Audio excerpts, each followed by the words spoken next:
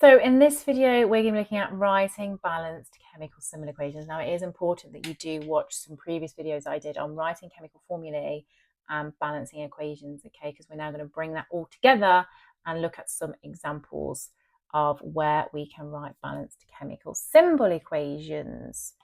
So our first example we're going to look at is sodium reacting with water to make sodium hydroxide and hydrogen. So sodium we know is Na symbol, so we would write Na. Now we're going to do state symbols in the video as well.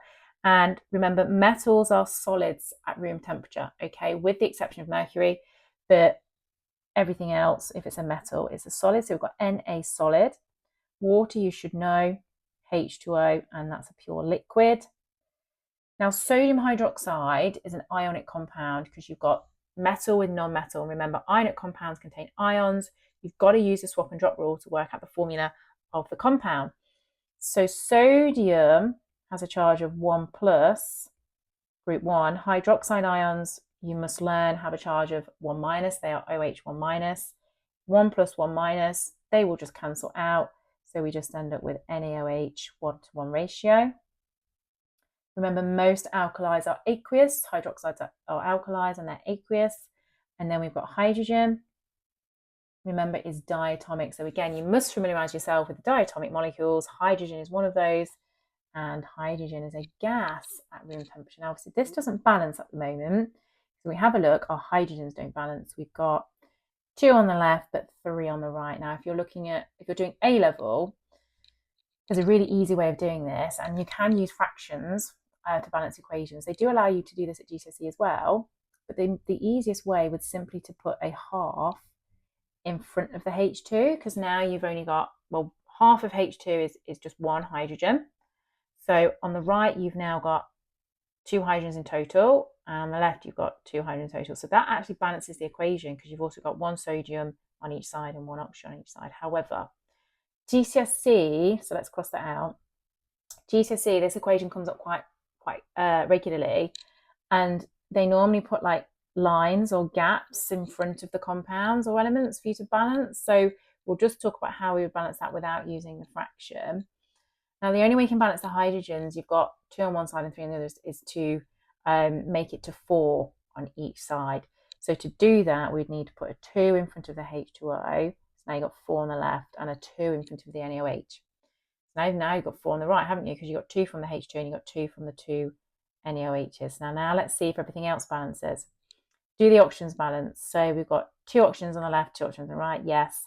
Sodiums, they now don't balance because we've only got 1 on the left, 2 on the right. So to balance that, we need 2 in front of the Na. So that's now balanced. Next example, we've got potassium carbonate reacting with hydrochloric acid to make potassium chloride, carbon dioxide, and water. Potassium carbonate, again, an ionic compound. So we've got 2 ions, so we've got to work out what the charges are and do the swap and drop rule. So potassium 1 plus, carbonate, you should know by now, is CO3 2 minus. So we need to swap and drop the charges. So we swap the 1, that will obviously go down next to the CO3, and we swap the 2, that will go down next to potassium. So potassium carbonate will be K2 and then 1 CO3, so just K2 CO3. Carbonates are solids at room temperature. Now, some of them are soluble, but they'll tell you in the question whether it's been dissolved in water or not. So we're just going to assume that it's a solid. We're reacting it with hydrochloric acid. We should know this by now. Capital H, capital C, lowercase l. Acids are always aqueous, so they're always soluble. Potassium chloride, we've got another salt here. So we've got potassium ions, K1 plus, chloride ions, group 7, Cl minus, 1 plus 1 minus. They will just cancel out. So we just end up with 1K, 1Cl. And again, it's a salt. Most salts are aqueous. There are some that aren't, that you do need to familiarize yourself with. But if you're unsure, I would say write aqueous. Most of them are, but like I say, some of them aren't. And those that you need to know will come up throughout the course. Carbon dioxide, we should know, is CO2 gas. Now, if you run out of room in the exam to write your reactants or products, you can kind of start a new line. However, because we've also got water as a product, I must make sure that the water is written after the arrow. So it has to be on the right-hand side of the arrow, okay? Can't write the water on the left-hand side of the arrow on a new line, because that would look like it's a reactant.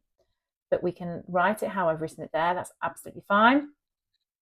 Does it balance? Well, I can see that potassiums, straight away, they don't balance. We've got 2 on the left, but 1 on the right. So I'm going to pop a 2 in front of the KCl to balance the potassiums, and then we'll see if everything else is balanced.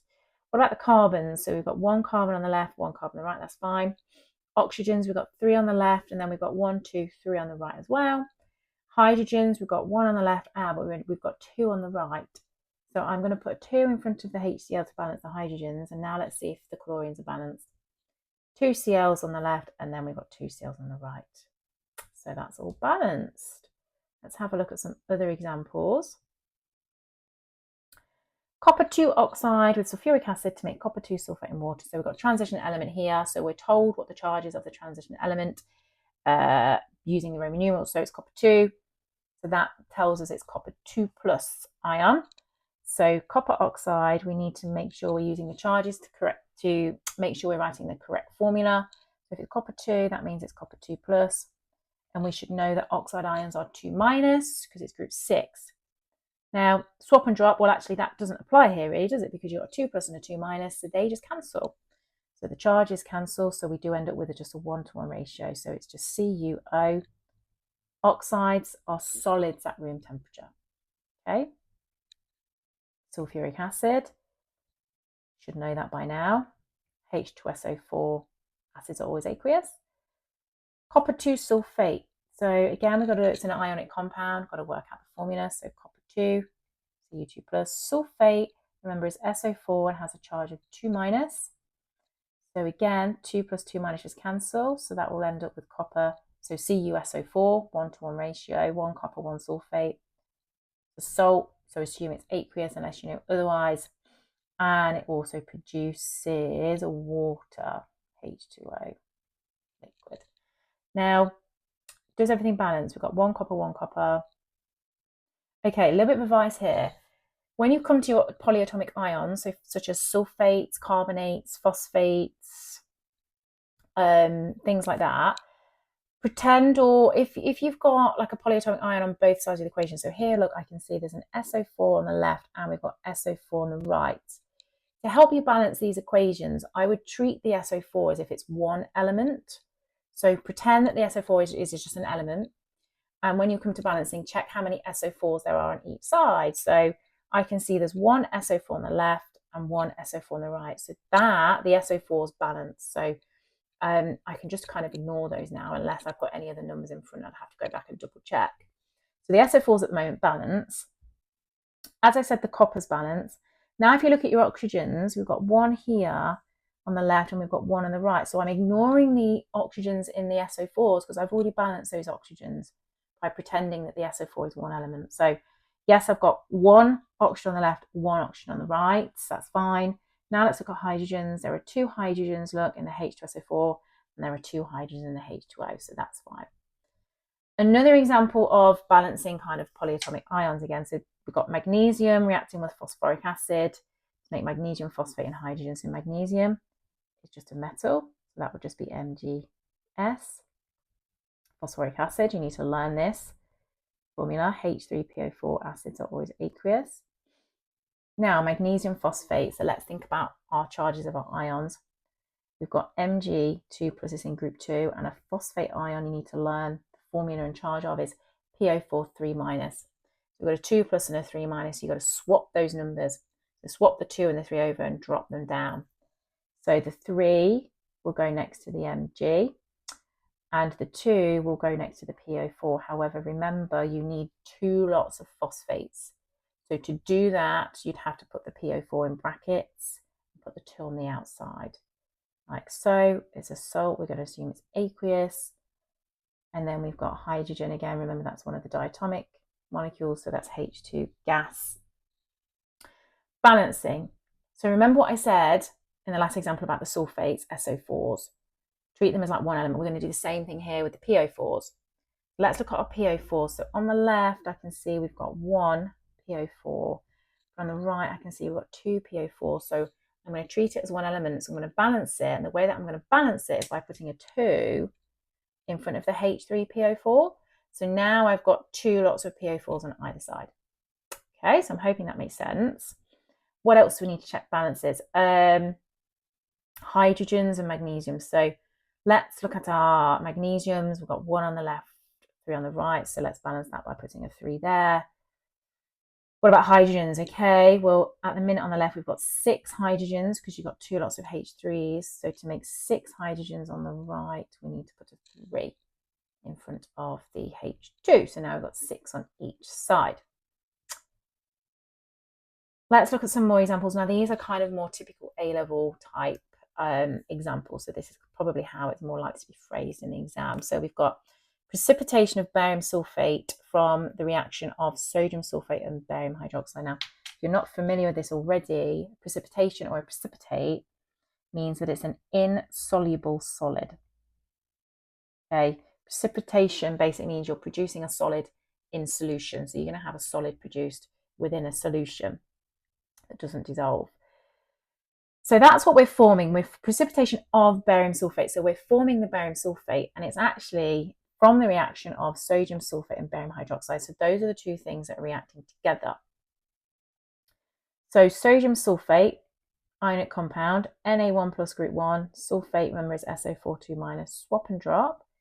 So the 2 will go next to the Na, and then the 1 will go next to the sulfate, but we don't write 1, so it's just NaSO4.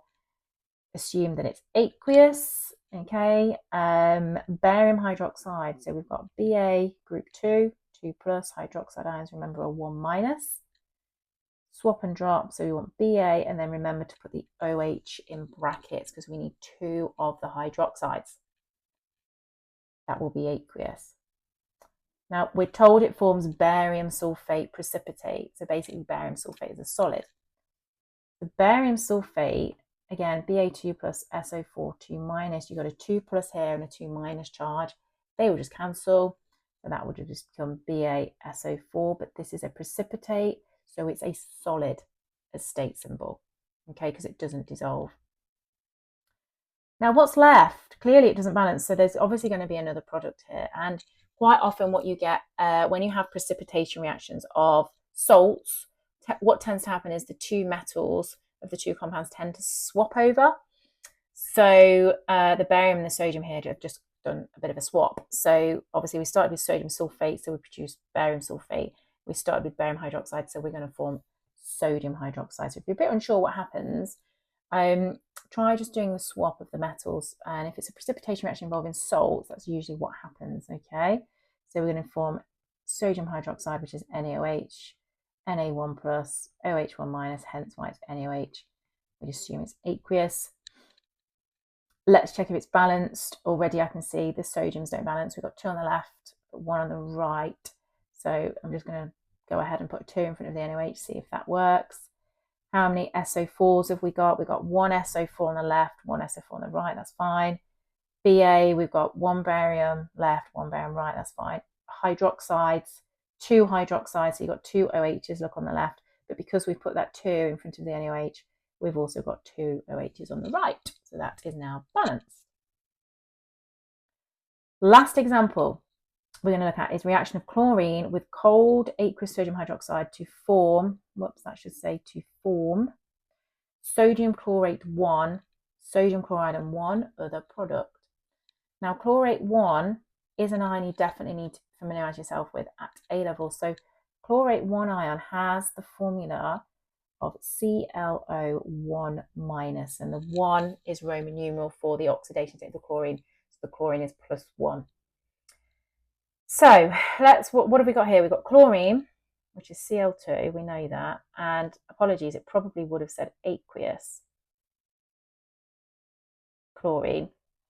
So this is aqueous, and we're reacting it with cold aqueous sodium hydroxide. So it's aqueous sodium hydroxide, and the sodium hydroxide is just NaOH, and we're told it's aqueous. And it forms sodium chlorate 1. So I've given you the formula of the chlorate ions there. It's ClO1-. We know that sodium is 1+. So you've got a 1+ and a 1-, so they will just cancel. So we end up with NaClO. We would assume this is aqueous. This is a salt. Sodium chloride, I'm not going to go through that. We know what sodium chloride is. Aqueous. And it says one other product. Now, they do this quite often at A level. And usually if they don't give you any other information and it just says one other product, usually the other product is probably just water. So that's what I'd probably go with. So if I was going to take an educated guess, I'd probably say that the other product is water. And would that work? Well, we haven't got any hydrogens yet. So yeah, let's assume it is water. Obviously that's a liquid. Now, if it's not water, the exam, they'll normally give you more information. So they'll normally say it also forms an alkaline solution. So that's the clue that it's a hydroxide. Or it might say it forms a brown gas or a yellow solid or something like that. So they'll give you more information about the other product. So you should be able to work it out.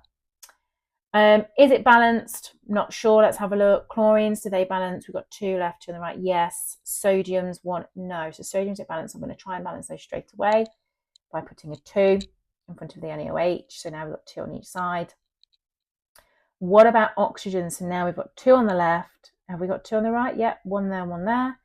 And hydrogens, we've now got 2 on the left and 2 on the right. Yeah, I've got H2 there.